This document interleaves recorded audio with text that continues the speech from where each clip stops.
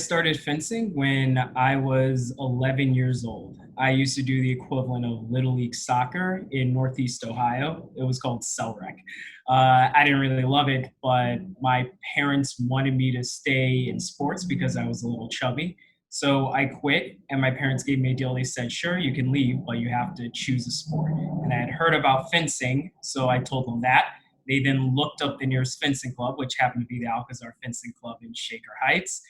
And then they drove me to it that Saturday and said, here you go, Jason. You're a fencer now. Have fun.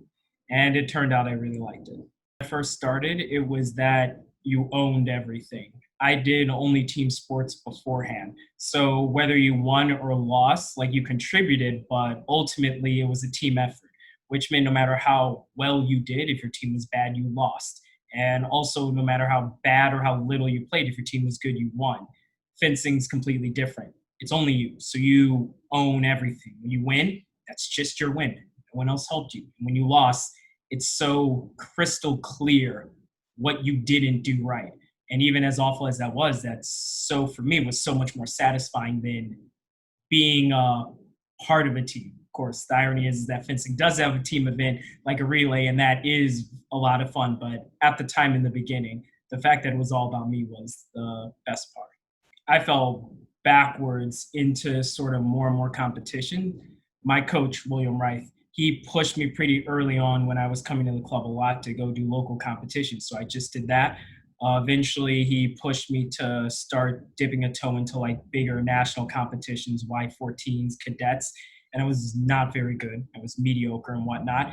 And even when I had tiny blips of like better results in early on in cadet and juniors, my results weren't exemplary or particularly strong for most of my career until I got into my 20s. And it was only until I really went into the Ohio State University and started competing there that I started to see a pretty significant jump when I started to become even dangerous on national points. But even then, nowhere close to being competitive for world teams. And I only made my first world team when I was 25. So until I was 25, I wasn't competitive on even like the national scale, really. There are a lot of people who experience a lot of success earlier on. It might be, prodigies sort of like singled out early. They're very successful in cadet juniors, and that leads into seniors. But that's not always the case. I mean, there's just a lot of things. Some people are just late bloomers. But I think a lot of it is the environment. And you simply need time to kind of find your environment when you'll be most successful.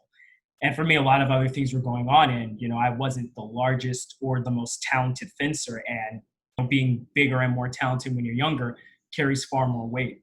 But over time, the mental skills and the experience start evening things out. So even if you're not very strong as like a younger competitor, if you stay in the sport, once you start hitting your 20s and 30s, then you're able to discover where your actual talents lie.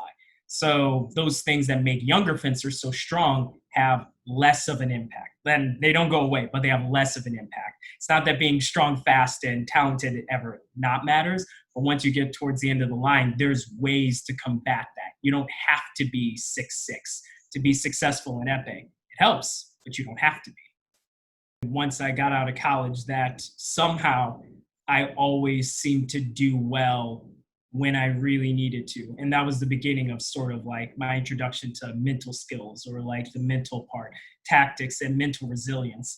And in hindsight, really my talents were in never giving up, being very tenacious, being annoying, being creative, and more than anything else, eventually being unafraid and really being ravenous for high pressure situations. And that became a lot of how I became successful. I simply became stronger mentally in situations that would just make other fencers snap. There wasn't a lot of talk of it when I was younger, which is too bad, which is something that I always try to like mentor and tell people, that it's never too early. But I didn't even, the first time I heard about mantras or meditation, I was 18. And then I was in my 20s before I even started hearing the word sports psych being tossed around. But it was definitely as I started going into my 20s that I started sort of exploring sort of the other avenues on how to win bouts. And it was really something I heard in college. My college coach, Alexander Smirnin, he was a character. Well, one of the things I always thought when I was younger that since I wasn't stronger and that I didn't sort of like had the talent that a lot of my competitors did, that I just couldn't beat them. And he was very much, he was like, what is this guy God? Like, what are you talking about? And he's like, there's other ways to win the bout. He's like, no, you'll never be as tall as this guy, but you don't have to be. If you can direct the bout to the parts that you're good at, then you can win. You're good at the end of the strip. Stop fencing them down there. Why attack? You suck at attacking, Jason? Then don't attack. And it was literally that, steering the bout to my talents. And that's really what mental skills eventually boils down to.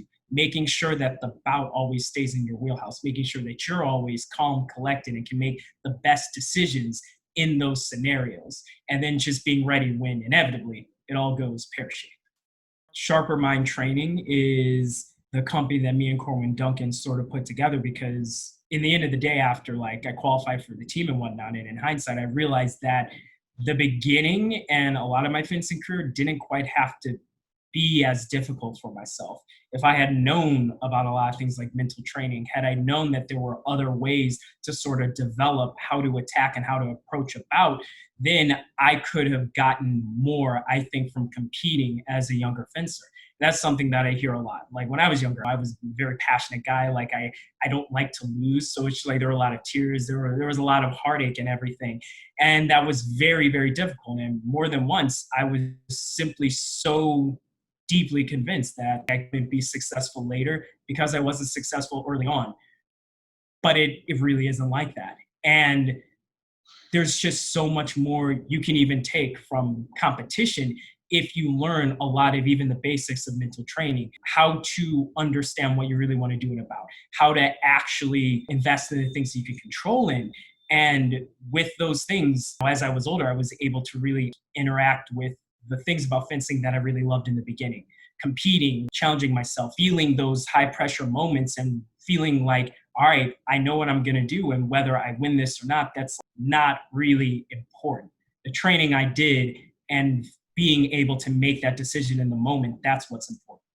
And I think that like giving that to other people instead of allowing people to spend 15 plus years in the sport before they even hear about it, that's what's important. Everyone should get the most they can at fencing at every single level. Fencing shouldn't just be fun when you win. Fencing shouldn't just be fun once you finally understand what's going on. There's just so much more you can get at every stage. And that's really what we're very passionate about. The COVID pandemic, I mean, yeah, a little bit. For now, the competition has been delayed a year later. So the remaining 2 qualification events will pick up in March 2021. Ideally, if everything goes right. But as with many things, we'll have to see. So almost all the training I've done has been solo, either like alone in an empty park early in the morning or just by myself in a room. There's visualization, meditation. You can do conditioning and body weight workouts. Weights, very difficult to find online now. They've all been bought up. So those are very, very tough.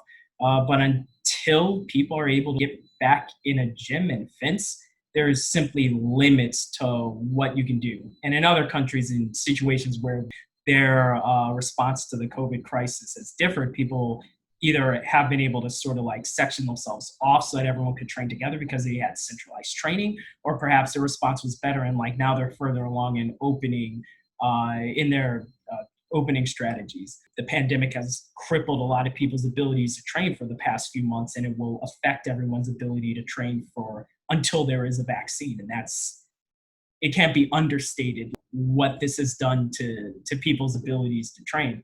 I mean, most of the world is in the same boat, so I mean, there's that, but yeah, it's been significant. I mean, with any competition, you have to be flexible. And I think a lot of people get attached to the idea of competitions and the idea of results and how they can go. And the Olympics isn't guaranteed for anyone. You could qualify and you could get injured or something could happen and you couldn't go. So, I mean, the goal is always to engage with the process. So if you're on the list, you have a chance to maybe qualify. And right now, like I'd have to like jump a lot of spots to do something incredible to make this team again. I had to come back from like a bunch of injuries, and there's no point in worrying, I think, or investing too much in that. It's all about engaging with the process. So yeah, this is a tragedy, and this has deeply affected qualification. But everyone just has to take a deep breath and see what happens. You can only control the things you can control. No one can control sort of the worldwide training environment in this. You can only do what you can and keep a positive outlook going forward. A lot of it is even less important what you're doing, but just that you're doing it. I've heard a lot of phrases about like no 0 days. And especially in this situation, it's less about doing everything like once a week. It's about doing something every single day. So until training goes back to normal, everyone needs to figure out a way to stay involved. And if you are doing something every day or every day that you should be training, even if that's just visualization, or even if you're just getting in the mindset of like attempting to do footwork or whatever you can, that will keep you sharp. As long as your brain is re-engaging with fencing every single day, you're going to still be in the mix. What will crush you is if you just turn the switch off for 3 months and then try and go back, not of doing anything. My siblings are in Chicago, and I didn't want to stay in New York during lockdown, so I left. Right after the Budapest Grand Prix, we came back, and then everyone was pretty worried about what was happening with COVID. And pretty much the next day, Hungary declared a state of emergency. Buenos Aires was canceled. Lockdown started happening, travel restrictions. And at that point, that was when everyone realized, like, oh, it's here, it's real, nothing is going on. And I decided, well, I mean, I'm in New York to train. I would rather move and be closer to my family. Running, conditioning, mental training, so that's visualization, meditation. There's footwork, video review, and I can do that 5, 6 times a week, and that is that's the adjusted schedule. There's just no other way for it. Normally, it would be a nice mix of drill training with bouting, and then of course the conditioning and weightlifting. So the conditioning and weightlifting can remain the same, but the other stuff, it has to be supplemented with mental skills training, footwork, solo stuff, and that's simply the situation. Until we get further along, and then people are able to kind of like go back into gyms and train, which is maybe coming up. If you're looking for an Olympic team, I would say you, especially at a younger age, you should be focusing on having fun. That's the most essential part. And it sounds corny and everything to invest in having fun, but that's literally what you should do when you're younger. Most people, especially on the men's side, aren't hitting their prime until their later early 30s. So if you're 17, then you might not hit your prime for 13, 14 years. That's a big number. Make sure that you're having fun in competition. Don't burn out. And above all, understand that there is time to make decisions if you would like to go full time or become more serious. A lot of people think you have to like make that decision when you're 15 about making an Olympic team. And it's just like, that's a great goal.